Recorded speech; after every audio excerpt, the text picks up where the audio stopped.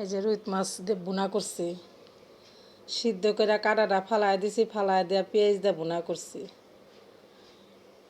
এই যে অনেক সুন্দর হয়েছে। এটা দেখুন দুগা ভাত খাইমো।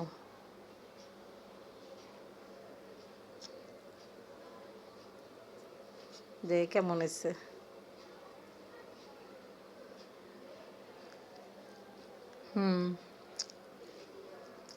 খুবই মজা হয়েছে। আপনারা বাসায় ট্রাই করবেন, বাসা বানায় খাবেন।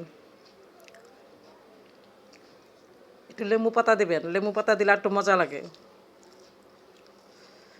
লেবু পাতা দিলে জিনিসটা গ্যারান কয়।